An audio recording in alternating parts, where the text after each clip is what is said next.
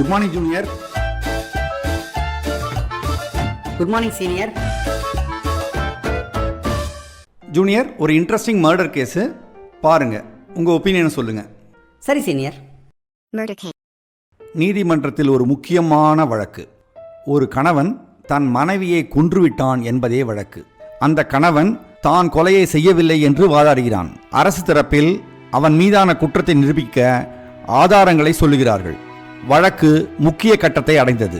அப்பொழுது திடீரென ஒரு போலீஸ் இன்ஸ்பெக்டர் நீதிமன்றத்துக்குள் நுழைந்தார். யுவர் ஆனர், இந்த வழக்கு சம்பந்தமாக முக்கியமான ஒன்றை சொல்ல விரும்புகிறேன் என்று கேட்டுக்கொண்டார். நீதிபதி அவருக்கு அனுமதியை தந்தார். யுவர் ஆனர், இவருடைய மனைவி கொல்லப்படவில்லை, உயிரோடுதான் இருக்கிறார்கள். இதோ அவர்களை வர சொல்கிறேன் என்று கூறினார். கோர்ட் முழுவதும் பரபரப்பாக்கிவிட்டது. அனைவரும் திரும்பி வாசலை நோக்கி பார்த்தார்கள். ஆனால் அங்கு யாரும் இல்லை. நீதிபதி உடனே தீர்ப்பை வாசிக்க ஆரம்பித்தார். கணவன் குற்றவாளி என்று தீர்ப்பளித்தார். கொல்லப்பட்ட பெண் உயிரோடு இருக்கிறார் என்று போலீஸ்காரர் கூறினார். நாம் அனைவரும் பதட்டமடைந்தோம். அவர் வருகிறாரா என்று ஆவலுடன் வாசலை பார்த்தோம். ஒரே ஒரு நபரை தவிர, அதுதான் இந்த குற்றவாளி. அவர் வாசலை நோக்கி திரும்பவில்லை.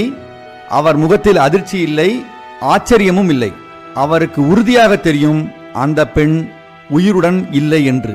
அவர்தான் கொன்றிருக்க வேண்டும். இறந்த பெண்ணின் பிணம் கிடைக்கவில்லை. இதை வைத்தே இவரே குற்றவாளி என்று தெரிகிறது. குற்றவாளி உண்மையை ஒப்புக்கொண்டால் குறைந்தபட்ச தண்டனை அளிக்கப்படும். உண்மையை ஒப்புக்கொள்ளாவிடில் அதிகபட்ச தண்டனை அளிக்கப்படும் என்று எச்சரிக்கிறேன். குற்றவாளி வேறு வழியில்லாமல் குற்றத்தை ஒப்புக்கொண்டான்.